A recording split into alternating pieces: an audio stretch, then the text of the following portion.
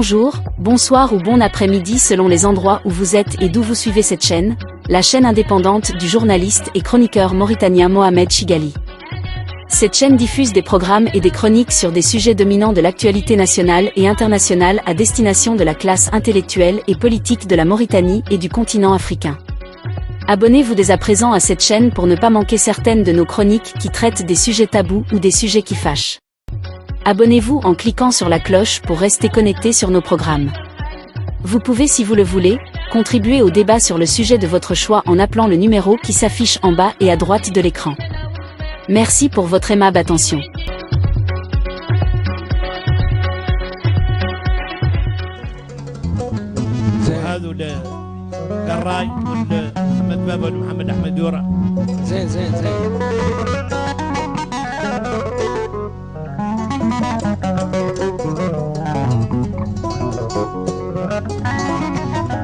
محمد نجل أحمد الفتى الشادي ذاق المغنين في ضرب وإنشادي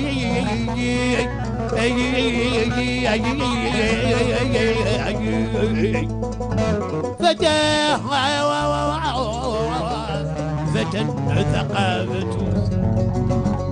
ثقافته راقت على صغر وحسن رناته نادى بالنادي ولست أعجب مما حواه فقد أتاه من عند بائن رشدان يا ربي أيده بالنصر العزيز وهب الرشاد أنت المرشد الهادي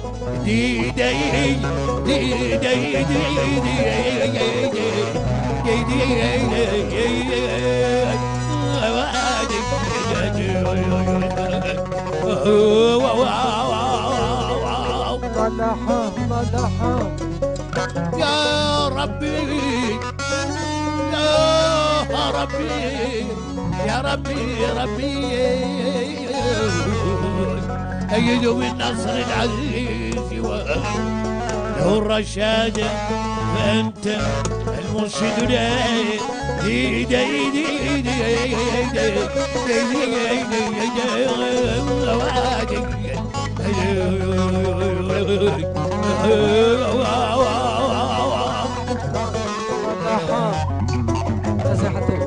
Bonjour, bonsoir ou bon après-midi selon les endroits où vous êtes et d'où vous suivez cette chaîne, la chaîne du journaliste chroniqueur Mohamed Ould Chigali, la chaîne des intellectuels et des personnalités politiques et publiques de Mauritanie.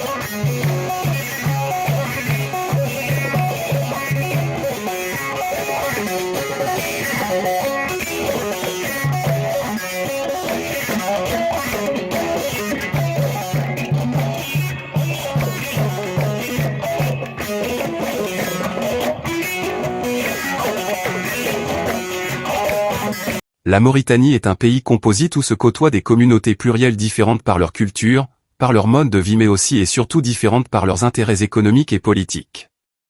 C'est pourquoi, le pays lutte depuis 65 ans pour protéger son unité nationale. Un pays comme la Mauritanie, grand d'une superficie de plus d'1 million de kilomètres carrés, est obligé de ne jamais lever la garde pour gérer sa stabilité en mettant en place des mécanismes pour permettre à ses communautés Pulaar, Wolof, Soninké et Maure de vivre en paix et dans une cohésion nationale qui depuis 1966 se dégrade lentement et dangereusement à cause de tiraillements et de luttes internes de classes politiques dont certaines ne mettent jamais en avant l'intérêt national. Si les premières fissures sur le socle de l'unité nationale remontent à 1966, les fractures ouvertes elles se sont multipliées entre 1987 et 1992. Au cours de cette période plusieurs événements ont eu lieu. Si on regarde au microscope la nature de ces événements et si on essaie de décortiquer leurs causes et leurs conséquences, on se rend compte que la situation est beaucoup plus compliquée que ce que certains activistes politiques et autres en pensent. En Mauritanie, tous les événements survenus depuis 1966, date à partir de laquelle tout a vraiment commencé, ces événements qui ont chacun sa raison et son impact politique et social sur la vie du pays ont entraîné la Mauritanie lentement sur une pente glissante. Pour résumer tous ces événements par un caricature humoristique, on peut dire que en 1966, les Noirs de Mauritanie, contre toute attente des autorités, rejettent la décision prise par le pouvoir pour imposer la langue arabe dans le cursus scolaire. En 1987, des Alpoulars extrémistes exaspérés par le pouvoir des Bédanes se lancent dans une tentative de renversement du régime dans le but inavoué de mettre en place une politique d'épuration des morts blancs. Ils échouent lamentablement trahis par un des leurs. 3 d'entre eux seront exécutés et les autres livrés à leur sort un peu partout dans des casernes militaires éparpillées sur le territoire. Suivra ce qui a suivi. En 1989, dans un coin reculé du pays, des négros mauritaniens et des négros sénégalais s'entretuent pour une banale histoire de divagation d'animaux. Un peu plus tard, des Haratines avaient massacré des négros mauritaniens à Nouakchott et à Nouadhibou. En représailles à ces atrocités, des Alpoulars mauritaniens et des Sénégalais confondus vivant au Sénégal ont jeté dans des fours des morts innocents surpris par les événements dans le pays de la Teranga. En 1990, quelques militaires morts célèbrent de manière abjecte l'indépendance du pays à leur manière. 28 Alpoulars à la fleur de l'âge sont pendus. Voilà résumé l'histoire sombre et macabre de ce pays aujourd'hui profondément divisé par des événements douloureux. À la suite de tous ces événements qui ont gravement endommagé le socle de la concorde nationale et de l'unité nationale, qui ont violemment secoué la vie politique mais surtout qui ont creusé un très grand fossé entre certains citoyens de certaines communautés de ce pays, ce qui est plus grave encore, des activistes politiques de l'extrême droite de la violence verbale Biram Daoud Abed de l'IRA et le flammiste raciste Samba Thiam sont venus jeter de l'huile sur un feu déjà en flammes. Heureusement la Mauritanie a survécu aux conséquences de toutes ces péripéties grâce à la vigilance et au nationalisme de certains leaders politiques comme Messaoud Ould Boulker, Ahmed Dada, Keïn Hamidou Baba, Sarr Ibrahima Mokhtar, Mohamed Ould Maouloud. Au travail entrepris à la surface par ces grands pionniers de la lutte pour l'unité et la cohésion nationale, il faut ajouter le travail de sensibilisation de proximité entrepris par d'autres Mauritaniens de toute tendance politique. Dans la série Ces personnalités publiques qui ont contribué au renforcement de l'unité et à cohésion nationale, cette rubrique sera consacrée à Sidney Sokna, homme politique et personnalité publique qui se bat pour un Guy Maka aux couleurs nationales.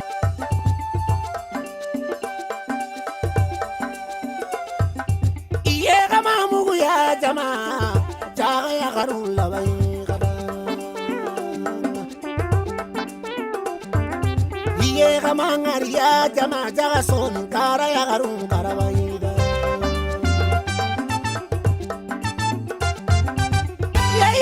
ya garun la waida nga jaga gambi gore ya garun mali gore ya garun senegali ya garun aramuru tane ya garun la waida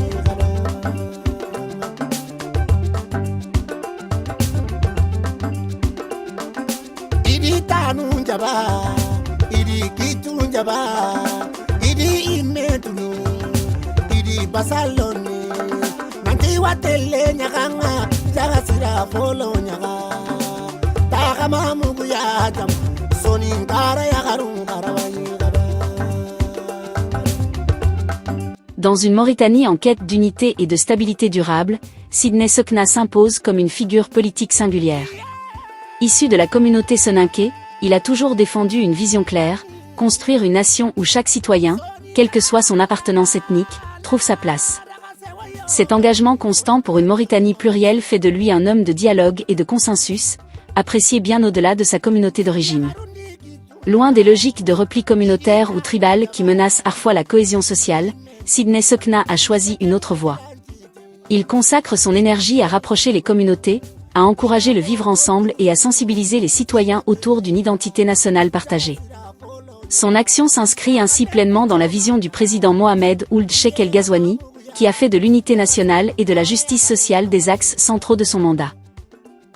La plus-value de Sidney Sokna réside précisément dans sa capacité à traduire ses orientations présidentielles en initiatives concrètes sur le terrain.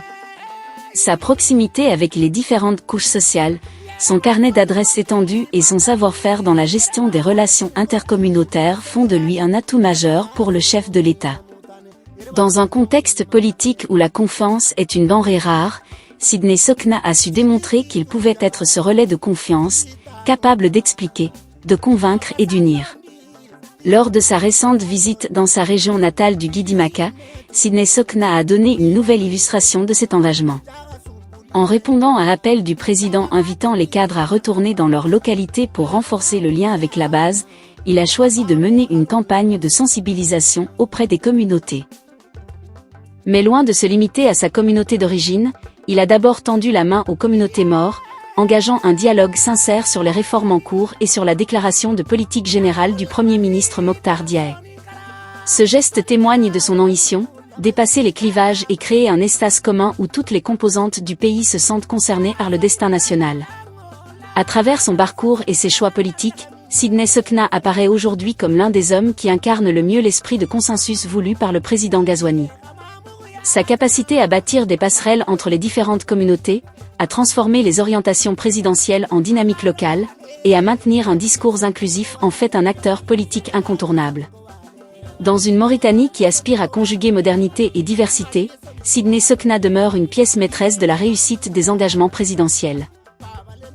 Sa voix, son action et sa vision contribuent à inscrire durablement le pays sur la voie d'une unité nationale solide et d'une démocratie inclusive.